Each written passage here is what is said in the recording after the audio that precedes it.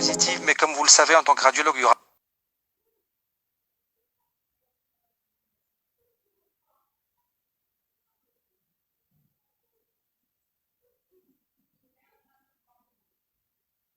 beaucoup d'images, donc ça va aller relativement vite. Le choix du sujet s'impose par lui-même parce que c'est un problème de santé publique.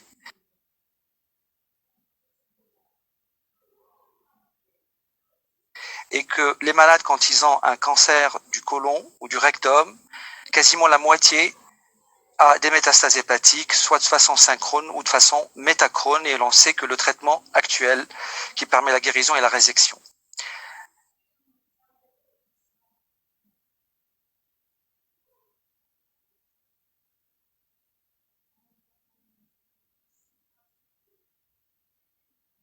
Ça touche beaucoup de gens, mais vous voyez au bout de 5 ans ce qui va rester, et le but c'est d'augmenter ce pourcentage de malades en y mettant tous la main dans la main, à la fois les oncologues, les chirurgiens, les radiologues, pour essayer d'augmenter ce pourcentage de patients survivants à 5 ans.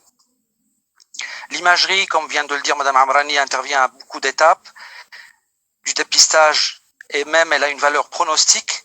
Elle va permettre de faire le diagnostic positif, le bilan d'extension, participer au traitement, surveiller les malades. Elle a un rôle capital dans le cadre d'une prise en charge pluridisciplinaire où le radiologue doit être présent. Ça fait partie des pièces maîtresses de la RCP et de son déroulement. Il doit connaître les options thérapeutiques, être à jour de ces options. Il faut que les cliniciens lui fournissent des informations très claires de la pathologie à examiner. Vous allez voir des cas où on peut se prendre le pied dans le tapis.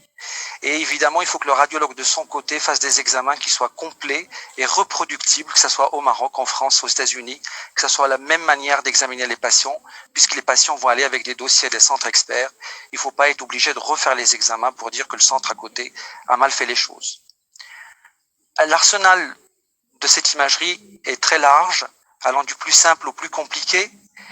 Je souligne tout simplement l'importance de l'échographie péropératoire. Chaque fois que le malade est opéré du foie, on ne peut pas se passer de cet examen, et aujourd'hui on le fait même avec une échographie de contraste, puisque les remaniements liés au traitement, notamment la chimiothérapie, vont altérer l'architecture et rendre les lésions difficiles, même à ciel ouvert.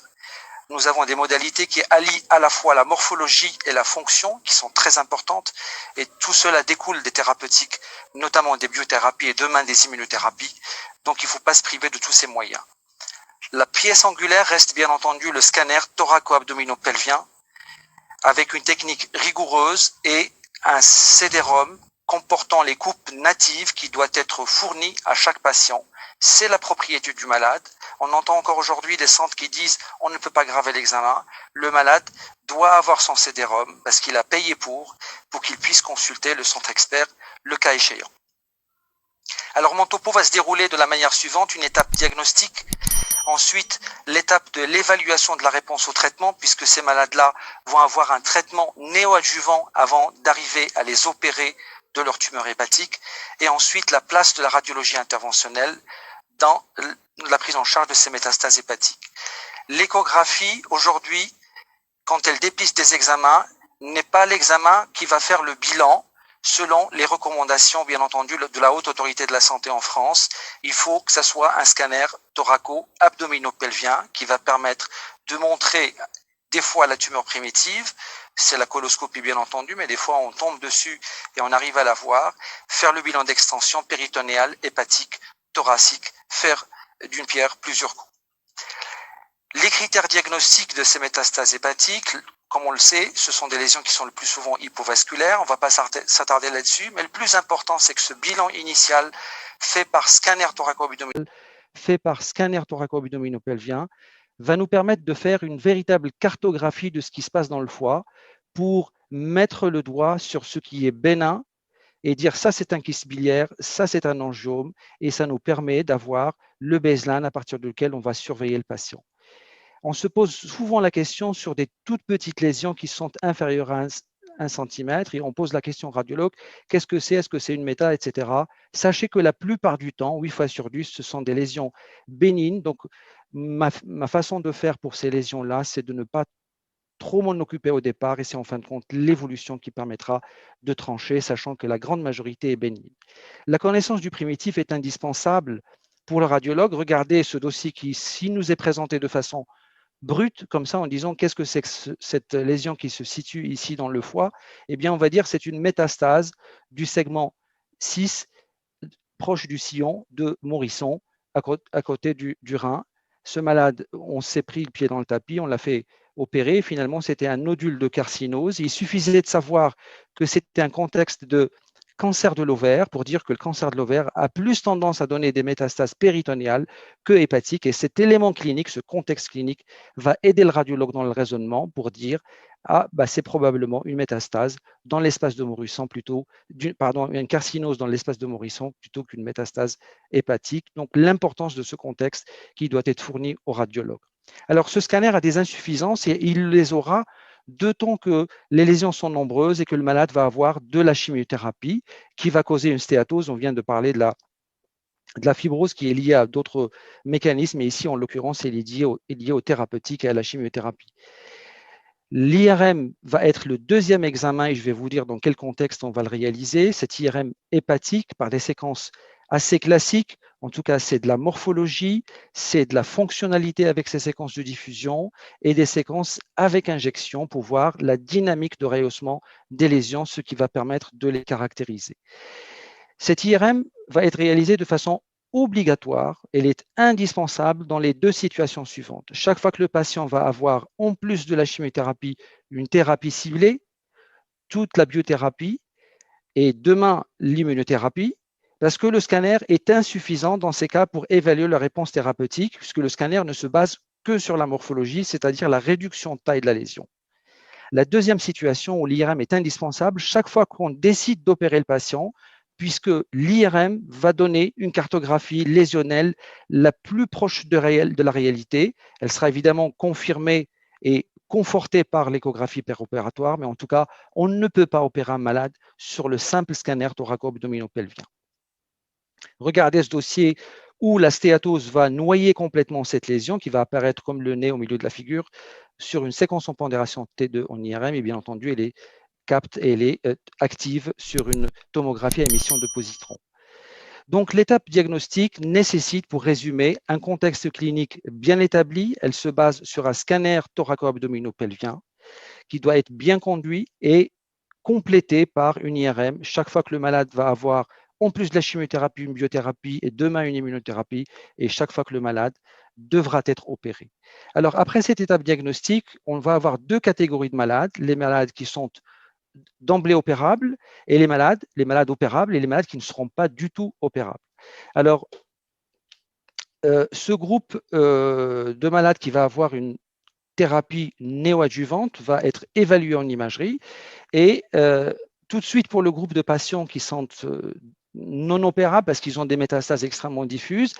Alors, je vous incite à la prudence la plus extrême chez ces patients-là parce qu'il y avait des malades, on ne donnait pas cher de leur peau en disant qu'ils ont des lésions qui sont extrêmement étendues et que leur pronostic leur sort est scellé et qu'ils ont 6 mois de survie. Et ces malades-là, avec une multitude de traitements, de la chirurgie, de la radiothérapie, de la radiofréquence, de la chimiothérapie, du traitement interartériel, on arrive à quasiment à les rendre en rémission complète. Il y a des situations comme ça, donc soyez très prudents pour ne pas sceller le sort d'un malade d'emblée, et cette décision doit émaner de la RCP. Alors, on va parler des malades qui sont opérables. Vous avez une catégorie de malades qui sont d'emblée opérables et ceux qui ne sont pas opérables d'emblée, mais qui pourraient le devenir. Le but, c'est d'augmenter la cohorte de malades qui sont opérés. Et comme vous le savez tous, ces malades-là vont avoir une chimiothérapie. Cette chimiothérapie va nous permettre d'emblée de savoir les mauvais malades qui ne vont pas répondre, une petite proportion, et chez qui on ne va pas aller vers une opération pour rien, et la grande majorité va répondre. L'imagerie va avoir un rôle important dans la surveillance de ces malades. Elle va dépister la progression sous cette chimiothérapie, ce qui veut dire que le malade a un mauvais pronostic. Les réponses complètes, on peut en avoir, des réponses majeures, qui est un élément de très bon pronostic qui va inciter à l'opération, à opérer les malades. Et puis, il ne faut pas conduire des chimiothérapies à outrance avec des cures qui sont très longues parce que les lésions peuvent disparaître, ce qui va compliquer complètement la chirurgie. Il faut savoir arrêter la chimiothérapie à un moment précis pour pouvoir opérer les patients. On sait que quand le malade a fait disparaître complètement ces lésions à l'œil nu, dans la grande majorité des cas, elles sont toujours là. Et puis, le deuxième groupe de patients qui n'est pas d'emblée opérable va avoir, comme vous le savez, une chimiothérapie et un traitement anti-angiogénique. Là, il faut évaluer très rapidement si le malade a répondu ou pas à ces traitements, qui peuvent être très chers, qui peuvent être aussi très toxiques. Là, on pourrait parler dans la discussion de l'intérêt de l'échographie de contraste, des protocoles qu'on a menés, mais qu'on ne conduit pas au quotidien, mais qui peuvent permettre, au lieu d'attendre le scanner de 2 mois, déjà dans les 2 semaines, de dire est-ce que la lésion s'est dévascularisée ou pas. Et bien entendu, le rôle de l'imagerie, c'est de choisir le moment opportun pour opérer le patient. Je vous disais tout à l'heure que les excellents répondeurs, ce sont des malades qui vont être de très bons candidats à la chirurgie et qui vont avoir le meilleur taux de résection. Donc, vous voyez que l'imagerie aussi peut avoir un intérêt pronostic. Alors, comment on va évaluer les patients qui vont recevoir de la chimiothérapie et de la thérapie ciblée, et demain, très probablement, puisque c'est déjà le cas dans le mélanome et dans le cancer du sein, le cancer du poumon, de l'immunothérapie. Il nous faut une imagerie à la fois morphologique et fonctionnelle, puisque le scan est insuffisant, et je vais vous montrer des exemples. Vous voyez les critères RECIST, ok, là, ça diminue de taille, il n'y a pas de problème, mais il y a des situations où ce n'est pas du tout le cas. Regardez ce malade qui a un cancer du côlon, qui a une petite lésion. Allez, alors toute petite, on ne va pas s'exciter là-dessus. Bien entendu, on va faire les marqueurs et tout. On va le recontrôler. Au bout de 2 mois, ça a grossi. Il n'y a pas d'autres lésions ailleurs. Ce n'est pas aberrant de l'avoir contrôlé puisqu'on n'a pas une certitude sur ce que c'est la lésion. Alors, si, bien entendu, comme je vous l'ai dit au départ, s'il avait un scanner initial, c'est un élément qui va être déterminant. Si le scanner initial était strictement normal et qu'il y a une lésion qui est nouvellement apparue, on le considérera comme une métastase. Mais des fois, il y a des dossiers où le scan initial n'a pas été fait. C'est malheureux, mais ce n'est pas toujours parfait. Donc, en tout cas, dans ce cas-là, ça a grossi, c'est une métastase. Il va avoir une chimiothérapie avant de le faire opérer, parce qu'on ne peut pas l'opérer en progression. La lésion reste sur les critères RECIST tout à fait stable. On l'opère et on se rend compte sur l'échographie péropératoire que la lésion est remplie de microconcrétions calcaires et l'analyse histologique montre un désert lésionnel avec de très rares résidus tumoraux et les amas de calcification que je vous ai montré tout à l'heure, une réponse quasi complète chez ce patient. Et vous voyez très bien que sur le scanner, la lésion a été considérée comme étant stable, alors que histologiquement, la lésion est en réponse majeure, d'où la discordance et l'insuffisance de ce scan pour évaluer la réponse chez ce malade. À l'inverse, vous avez un patient chez qui la lésion va scanographiquement diminuer, vous êtes très content, vous dites bah, la taille a diminué, c'est parfait. Et bien, regardez en histologie, le malade est opéré. Et bien, il n'y a pas du tout de réponse histologique. Et là, encore une fois, les critères morphologiques, ce sont des critères qui ne suffisent pas, surtout quand le malade a une biothérapie. Sachant que ce critère de réponse est encore une fois un élément de réponse, un élément de grand pronostic. La meilleure réponse histologique s'accompagne, bien entendu, d'un pronostic très favorable. Et le but, c'est de trouver un moyen d'imagerie qui nous permet de prédire cette bonne réponse.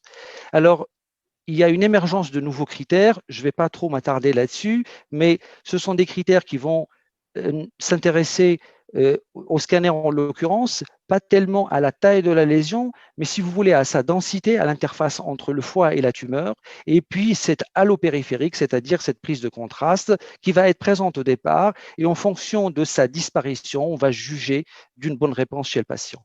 Alors, évidemment, cette nouvelle classification va s'apparenter à ce qu'on voit à peu près en histologie avec cette désertion histologique de la lésion et le peu de reliquats tumoraux à l'intérieur. Vous regardez cet exemple où vous avez une lésion qui est hypervascularisée avec une zone de nécrose centrale, une espèce de halo périphérique ici, une prise de contraste de cet halo, et puis cette lésion dont la densité va diminuer complètement, même si elle n'a pas changé de taille, cette interface qui a disparu, et puis cette prise de contraste périphérique qui a disparu. Donc, elle est considérée comme un stade 3 de la nouvelle classification scanographique pour dire que c'est un bon répondeur et avec une bonne corrélation histologique et uniquement des tout petits résidus qui vont persister à la périphérie. Un deuxième exemple, vous voyez la taille des lésions n'a pas tellement changé, mais elles sont devenues très hypodenses avec l'apparition de concrétions. Tous ces points-là sont des éléments de bonne réponse thérapeutique. Une lésion qui est devenue très hypodense ici, la taille n'a pas tellement diminué, et vous voyez que même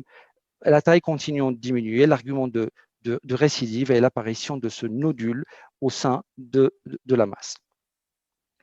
Alors, ce travail qui est maintenant un peu ancien, mais qui montre que quand on se base uniquement sur les critères classiques d'évaluation, notamment au scanner, les critères RECIST, chez des malades qui ont eu de la chimiothérapie et une thérapie ciblée, eh bien, on se prend le pied dans le tapis. Si on se base sur ces critères, eh bien, on va considérer uniquement 30% de bonnes réponses. Mais si on rajoute les nouveaux critères qui analysent la texture interne de la lésion, on va bien entendu moins pénaliser les patients puisqu'il y a 80% de répondeurs au lieu de 30%.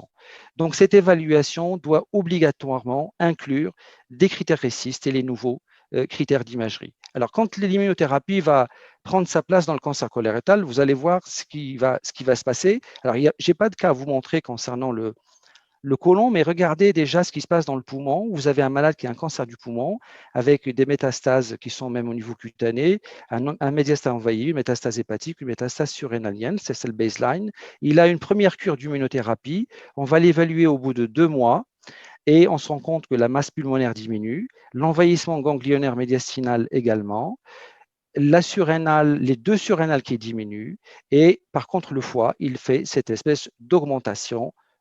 Alors, on a envie de dire, et comme vous le savez dans les RCP, que c'est une réponse dissociée. Eh bien, méfions-nous parce que ce sont des pseudo-progressions avec une espèce d'augmentation transitoire de la lésion pour qu'elle puisse diminuer par la suite. Regardez le contrôle 3 mois plus tard, octobre, et puis ensuite janvier de l'année, la lésion qui continue à diminuer. Les métastases qui continuent de diminuer par ailleurs, et puis finalement, cette lésion qui a fait une espèce d'augmentation, elle a diminué par la suite. C'est le flare-up, c'est la pseudo-progression qui est liée tout simplement à cette espèce d'envahissement de la lésion par cette infiltration lymphocytaire et qui peut prêter à confusion avec une vraie progression. Ce sont des éléments auxquels on doit s'attendre, qu'on rencontre déjà dans le mélanome, dans le cancer du poumon, et que demain, certainement, on les verra dans le cancer du côlon.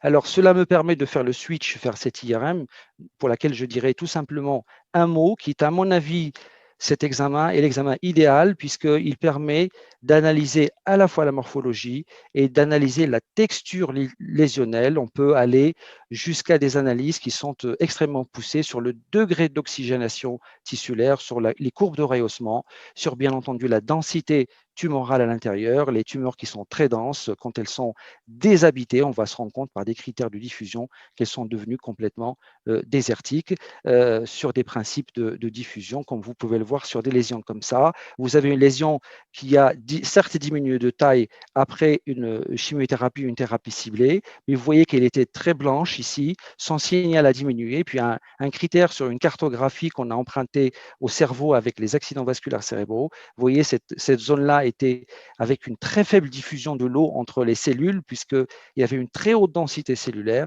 Et puis plus les cellules sont détruites, le nombre va diminuer, leurs parois vont devenir poreuses, et puis donc l'eau va commencer à bouger, et forcément le signal, cette eau qui est intercellulaire, dans l'espace intercellulaire, va commencer à bouger et va être détectée en IRM. Ce sont des critères qu'on n'a pas au scanner et qu'on a à l'IRM. L'autre avantage de l'IRM, c'est cette étude de corps entier. Aujourd'hui, on l'a fait dans les mélanomes, on l'a fait dans les myélomes, et il faut certainement la faire dans les autres cancers, le cancer du poumon, le cancer du côlon. On a tendance à aller faire des PET scans, c'est très bien, mais on a aussi la possibilité aujourd'hui de faire des PET scans qui sont couplés à l'IRM, et ce sont des modalités qui vont permettre d'avoir de la caractérisation et d'avoir une extension globale au corps entier. Alors, cet IRM, comme je vous l'ai dit, ça va faire d'une pierre deux coups. C'est vraiment l'examen qui va donner de la morphologie et d'autres paramètres extrêmement importants pour les nouvelles thérapeutiques. Alors, pour terminer cette partie diagnostique, l'évaluation tumorale, aujourd'hui, évidemment, on va se faire avec un scanner, mais plus vous allez ajouter à la chimiothérapie un traitement qui va modifier l'architecture lésionnelle, le scanner va devenir insuffisant. Il faudra lui coupler une modalité d'imagerie qui est fonctionnelle, que ce soit l'échographie de contraste, que ce soit l'IRM avec ses paramètres de diffusion, de spectroscopie, de perfusion, ou bien entendu la tomographie à émission de positrons. Quand on fait un compte rendu, De cette évaluation, on va bien entendu repérer les différentes cibles, le baseline par rapport au contrôle, les nouvelles lésions, éventuellement les nouveaux critères ou des paramètres en IRM, en imagerie fonctionnelle. Mais le point qui me paraît le plus important pour un radiologue, le radiologue est là pour annoncer une bonne réponse au patient, mais il faut qu'il soit très prudent quand il s'agit d'une progression lésionnelle, puisque il n'a pas toutes les cartes en main, il ne connaît pas forcément les patients avec leur psychologie, c'est leur oncologue qui les connaît très bien. Il faut trouver, j'allais dire, la parade, l'entourloupe en quelque sorte, pour faire de telle sorte à ce que cette annonce de la progression soit faite par l'oncologue lui-même, qui, s'il va la lancer au patient, il va en même temps lui annoncer, lui dire, certes, vous avez une progression, mais cette progression, je vais pouvoir la traiter par tel traitement. Et nous, dans nos consultations, après les examens, on n'a pas forcément les alternatives thérapeutiques à proposer aux patients et on les laisse repartir dans des situations dramatiques des fois. Voilà pour la partie diagnostic. Je vais passer, si vous le permettez, à la partie interventionnelle pour dire que on va s'intéresser essentiellement aux malades qui ont surtout des métastases qui sont exclusives ou qui ont une maladie oligométastatique, vous le savez aujourd'hui, parce que ces malades-là, même s'ils sont dans un cas métastatique, vont avoir la possibilité d'avoir un bon pronostic. Alors, autour de ces métastases vont s'articuler beaucoup de modalités. Je ne vais pas pouvoir toutes les détailler par manque de temps, mais je vais me concentrer sur le rôle de la biopsie assez rapidement et sur le rôle de la radiofréquence en particulier. On pourra discuter des autres modalités qui permettent à cette métastase d'être traitée. Demain, très certainement, nous allons être amenés en tant que radiologue à injecter des produits d'immunothérapie directement dans les tumeurs et probablement supplanter les radioembolisations et les chimioembolisations par des immunoembolisations. La biopsie hépatique se fait sous guidage échographique obligatoirement par une modalité d'imagerie. Ce sont des recommandations qui sont très nettes. Je ne vais pas rentrer dans les détails. Les prélèvements doivent être bien conditionnés entre le frais, le congelé, la biologie moléculaire. Le nombre de prélèvements aujourd'hui a augmenté parce qu'on nous demande de faire de plus en plus de prélèvements pour les différentes mutations. Quelle est son indication? Si on n'a pas de diagnostic de la tumeur primitive, c'est oui. Aujourd'hui, on a des personnes très âgées pour qui les coloscopies sont des fois très difficiles à cause de la préparation et on nous demande de biopsier les patients parce qu'on n'arrive pas à aller faire une coloscopie même si on voit la tumeur au scanner. Donc, on va faire la biopsie du foie, mais attention, encore une fois, à la biopsie hépatique chez ces personnes âgées très fragiles. On biopsie quand la présentation est atypique. On rebiopsie de plus en plus à cause des résistances thérapeutiques à la recherche de nouvelles mutations. On va être amené à faire les injections, comme je viens de vous le dire. Ça, c'est certainement pour demain. Et si l'aspect est tout à fait typique et qu'on a le cancer primitif, évidemment, il ne faut pas faire de biopsie hépatique. Alors, regardez une situation atypique. On a une lésion qui est très, très embêtante sur le plan sémiologique puisqu'elle est très liquidienne. Le liquide, elle ressemble au liquide de l'estomac et au liquide cérébrospinal avec une prise de contraste en périphérie. On pensait que c'était un angiome. Encore une fois, chez ce malade-là, si nous avions le vrai bilan, le baseline, le scanner ou l'IRM qui a été fait au tout début, la question ne se serait pas posée si cette lésion est nouvellement apparue.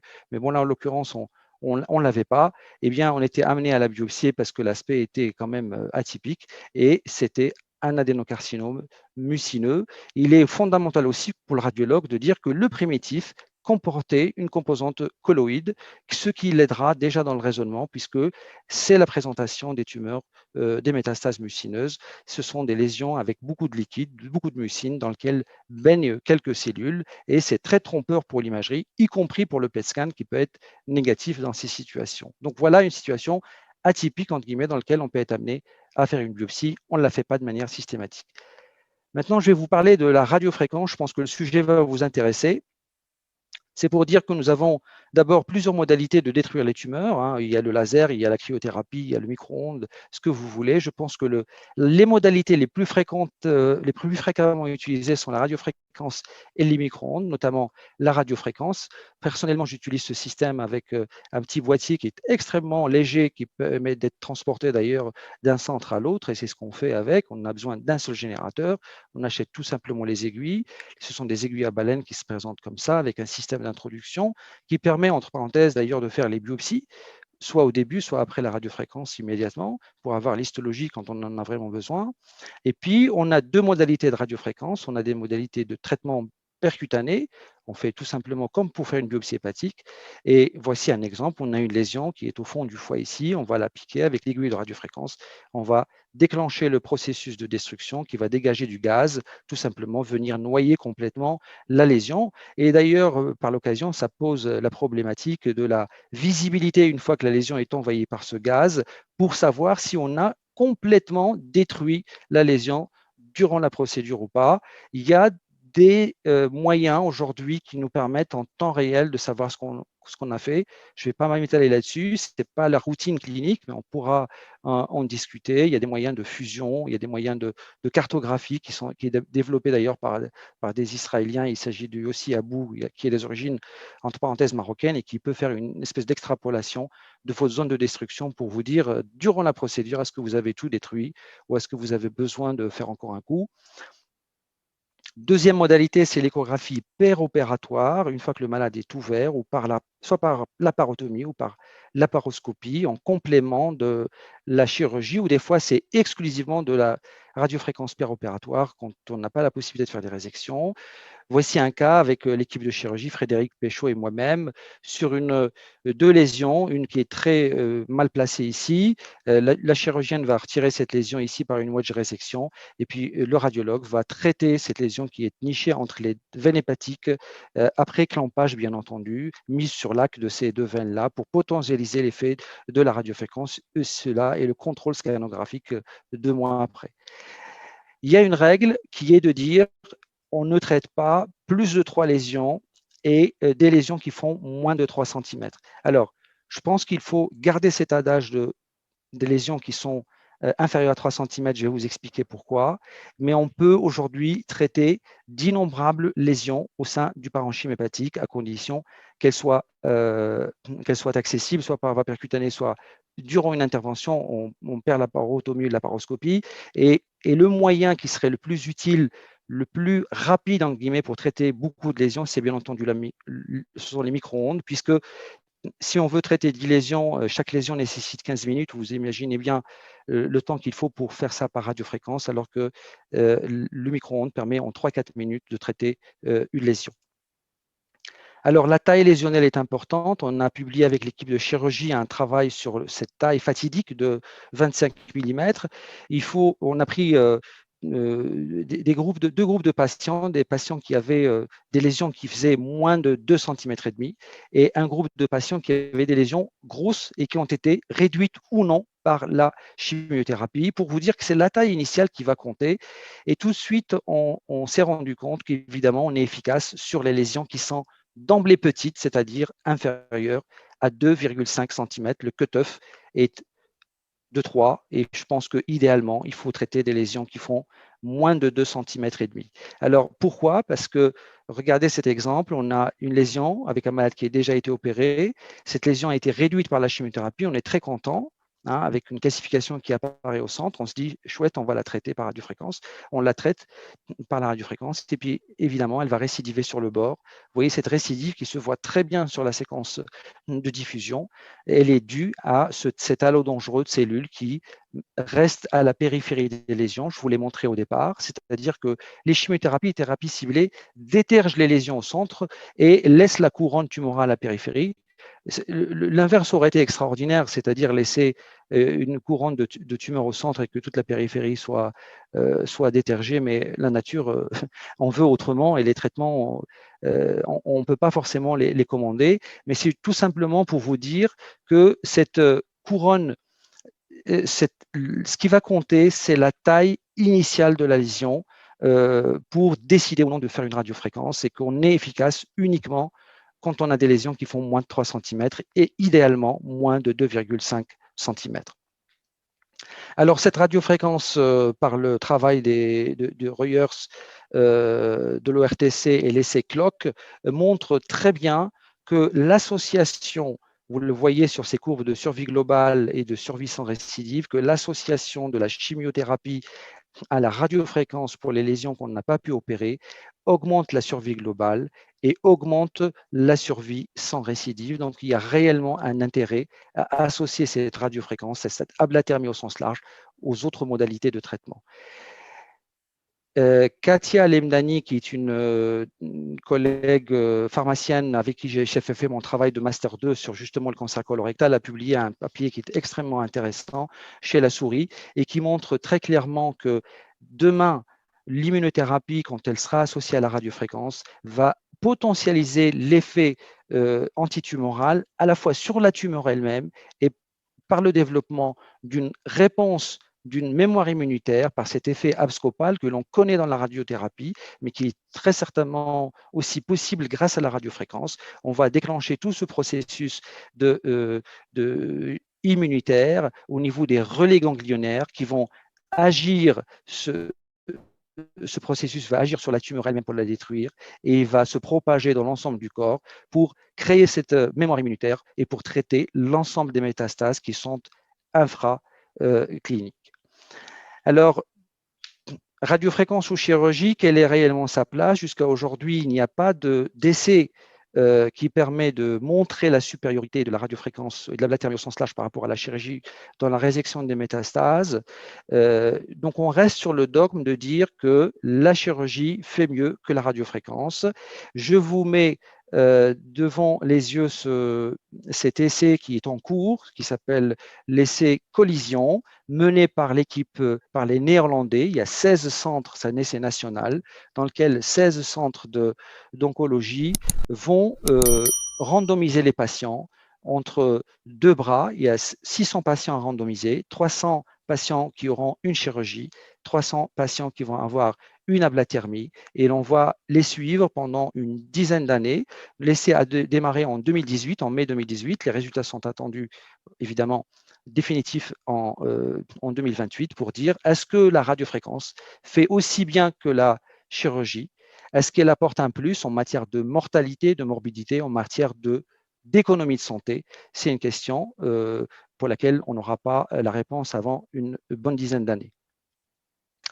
Alors, les indications actuelles de cette ablathermie, puisqu'on n'a pas d'études randomisées chirurgie versus radiofréquence, elle ne se fait pas en première intention si le patient est opérable. Donc, vous imaginez qu'un patient qui a une lésion de 2 cm dans le lobe gauche, visible à l'échographie, accessible pour une radiofréquence, doit obligatoirement avoir une chirurgie aujourd'hui. Bon, peut-être dans 10 ans, ça sera différent. Il faut traiter les lésions de moins de 3 cm. Attention aux lésions qui étaient grosses au départ, qui se sont réduites par la chimiothérapie ou par les biothérapies. C'est la taille initiale qui compte. Cette ablathermie va jouer un rôle très important dans les maladies oligométastatiques, post-métastatiques. C'est comme la chirurgie, le radiologue ou celui qui fait la radiofréquence va traiter les patients quand ils répondent au traitement systémique et pas les patients en progression, ça ne sert à rien. Il faut d'abord qu'on ait maîtrisé la maladie par les traitements systémiques. Ça peut jouer un rôle très important quand le malade a marre de la chimiothérapie, qu'on a envie de faire une pause thérapeutique.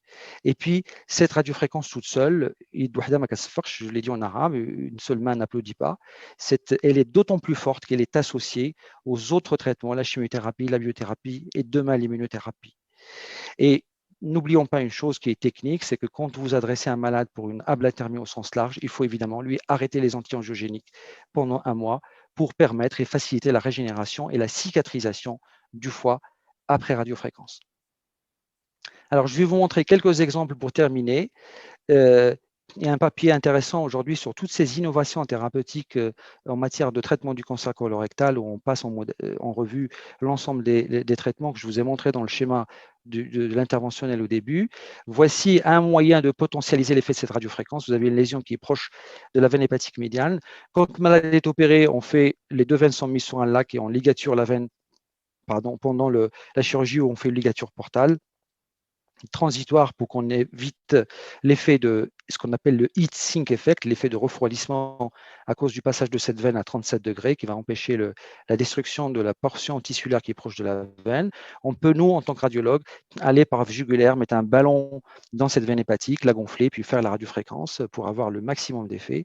On peut le faire sur une lésion qui est proche du récessus de Rex en piquant dans le foie, en allant dans ce récessus portal et on met un ballon pour arrêter le flux transitoire régulièrement et faire notre radiofréquence pour pouvoir détruire même au contact de ce système porte. Vous voyez dans les malades métastatiques ce que l'on peut faire. Une malade qui a déjà eu elle a eu sa chirurgie du côlon, elle a des métastases qui ont été radiofréquencées, elle a une chirurgie du poumon avec une wedge que vous voyez ici, elle a un cathéter intra-artériel hépatique que nous voit ici, les coils dans l'artère gastro-duodénale. Cette patiente jeune d'une cinquantaine d'années avait d'autres métastases qui sont apparues, toutes petites. On va pouvoir les traiter par radiofréquence, ici dans le même temps opératoire, puisque le traitement à droite s'est bien passé, donc on s'est permis de passer de l'autre côté pour traiter la lésion contralatérale. Voici le résultat après destruction de ces métastases. Et ensuite, elle a récidivé d'autres lésions ailleurs, 4 lésions qu'on a pu traiter dans un autre temps. Et dans ce même temps, on a pu lui faire aussi une nouvelle métastase hépatique qui est apparue. Vous la voyez ici en séquence de diffusion, très blanche, et qu'on a traité dans le même temps sous scanner par une radiofréquence. Et dire que cette radiofréquence aussi va permettre, chez des malades qui évoluent très lentement, qui ont peu de tumeurs, de pouvoir traiter dans le même temps à la fois le poumon droit, le poumon gauche, le foie, s'il le faut. Voilà un des derniers dossiers que nous avons fait avec Robert Malafosse et nos radiothérapeutes. Un malade qui a 3 métastases, bilobère, une à droite dans le segment 8, une autre grosse qui fait plus de 3 cm. Rappelez-vous ce que je vous ai dit tout à l'heure sur la taille lésionnelle. Donc celle-ci, elle n'est pas pour le radiologue, elle n'est pas pour la radiofréquence. Celle-ci, oui, parce qu'elle est toute petite. Celle-là, elle est trop grosse. Et regardez la stratégie qu'on va adopter en RCP, c'est le malade est endormi pour une lobectomie gauche. Ce que l'on va faire, le radiologue va sous échographie par voie percutanée avant que le malade n'ait sa célioscopie pour sa lobectomie gauche. On va piquer directement dans cette lésion qui est dans le segment 8. On va déployer les baleines du système que je vous ai montré tout à l'heure. On va faire notre destruction ici de cette lésion avec elle est bien noyée dans la neige carbonique ici, donc cette lésion du segment 8. Cette lésion qui ne relève pas de la radiofréquence, ça ne nous empêche pas de la préparer pour le radiothérapeute en y mettant des fiduciels, c'est-à-dire de tout petits marqueurs. On va lui mettre un tout petit mouchard métallique à l'intérieur, c'est un grain d'or ou en platine. On peut mettre un ici, on peut mettre un autre par là, on peut mettre un autre ici, donc une forme de triangulaire pour que le radiothérapeute puisse la repérer par la suite et faire une radiothérapie stéréotaxique dessus. Donc c'est, encore une fois, un travail d'équipe entre le radiologue, le chirurgien, le radiothérapeute. Ce n'est pas chacun dans sa chapelle et dans sa paroisse à tirer la couverture vers lui parce qu'il pense avoir la science infuse. En oncologie, c'est valable aussi pour la vie de tous les jours, puisque le docteur Pariente est très philosophe et nous apprend énormément de choses nous a appris énormément de choses outre la fibrose. C'est une philosophie de vie où c'est main dans la main qu'on pourra arriver à faire des miracles pour cette maladie difficilement curable.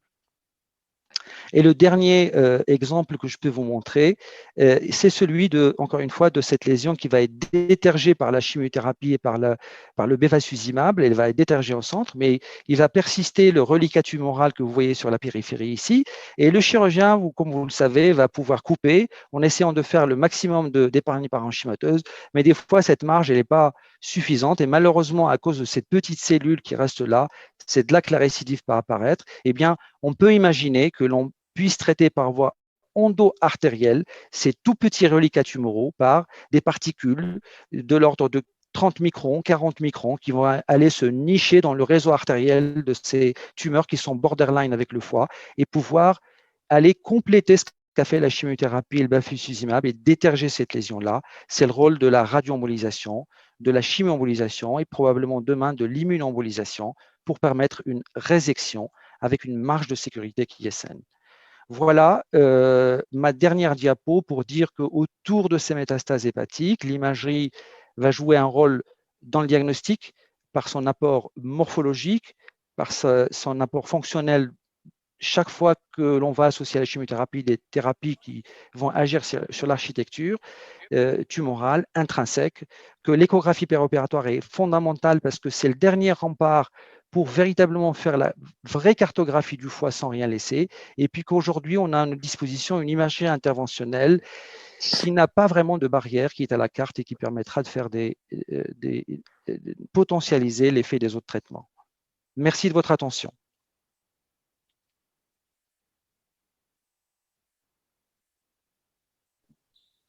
Leïla, Oui, la je suis parole est à là. toi. J'attendais que le professeur Hijab pour cette belle présentation. Même si je trouve que vous avez été modeste, qu'il y a beaucoup plus de choses que le radiologue fait quand on parle de métastases du cancer colorectal, notamment pour tout ce qui est volumétrie et embolisation portale. C'est beaucoup plus impressionnant, en tout cas, quand on voit les images avant-après, pour nous en tout cas.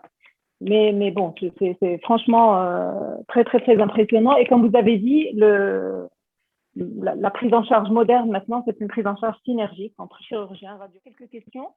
Mais bon, vous avez dit que pour les lésions bénignes, les lésions de moins d'1 centimètre, plus de 80% vous les considérez d'emblée. Ça veut dire quoi? Que le bénéfice va au patient, qui considère en RCP que ce n'est pas des métastases et qu'on traite comme s'il n'en avait pas, et puis on voit l'évolution, ou alors vous faites un contrôle au bout d'un certain temps?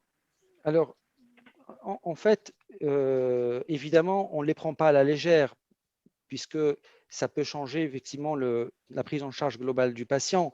Mais il nous arrive de faire, y compris un PET scan, y compris une IRM, une échographie ciblée, sans que l'on puisse en tirer véritablement une conclusion.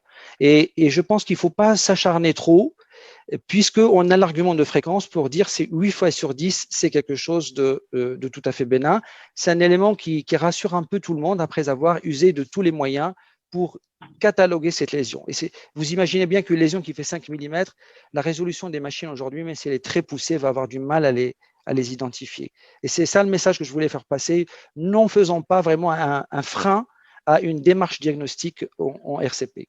Et l'autre point par rapport à l'embolisation portale, puisque vous en parliez, le topo aurait été extrêmement long parce que le sujet de l'embolisation portale et du cathé artériel hépatique et de la chimio-embolisation et du débéri. Enfin, moi-même, je suis frustré de ne pas vous montrer ces images-là, mais je voulais axer ma présentation sur l'ablathermie parce que je pense qu'elle est facile et accessible à tout le monde, notamment au Maroc. Et pour parler d'ablathermie, alors quand vous faites une radiofréquence, vous contrôlez comment? Mis à part le système que vous nous avez présenté, le système israélien, vous contrôlez au bout de combien de temps? Scanner, donc, ce système-là, nous devrions faire un travail avec cette équipe-là pour pouvoir évaluer en temps réel. Mais pour faire simple et ne pas embêter tout le monde, et c'est ce que je fais, une fois que le malade a eu une ablathermie, il va avoir son scanner de contrôle au bout de 2 mois, 3 mois, comme d'habitude, parce qu'il va certainement reprendre sa chimiothérapie et ses thérapeutiques. Donc, il va avoir son scanner. Et je lui fais systématiquement, au bout de 2-3 mois, alors il n'y a pas de vraiment 2 mois, je les laisse souffler les patients en général. Au bout de 3 mois, je leur fais une IRM obligatoirement. Parce que c'est cette IRM qui va nous permettre de dire est-ce qu'on a tout détruit ou pas. Alors, il y a des équipes qui vont dire ah, mais nous, on fait ça très précocement, au bout de 15 jours, s'il y a quelque chose, on revient dessus. Je pense que ça ne change rien parce qu'on a toujours le temps, dans les malades qui sont faiblement évolutifs, d'intervenir. Donc, au bout de 2 mois, 3 mois, s'il reste quelque chose, on refait un coup et on n'a pas fait perdre de chance aux patients. Bien. Alors, il y a une question du professeur Missier. Alors, en cas de cancer colique opéré à visée curative, le protocole de surveillance radiologique intensif a-t-il un impact sur la survie? Est-ce que le protocole de surveillance intensif a une influence sur la survie? Moi, je crois que je ne pense pas, parce qu'il y a 2 types de malades. Il y a les malades qui ont une maladie agressive et que de toute façon, ils ont un pronostic qui est mauvais. Le rythme de surveiller les patients tous les 3 mois pendant la première année et ensuite espacer ça après, me paraît un rythme qui est raisonnable. Alors, il y a aussi une question du professeur Bnezous. Alors, pensez-vous qu'avec le micro-ondes, en plus du temps rapide du traitement, on a un meilleur contrôle tumoral? Alors, c'est une très bonne question. Moi, je réponds de la façon suivante. Il y a 2 aspects. L'aiguille de micro-ondes coûte 1 500 €. L'aiguille de radiofréquence coûte 700 €.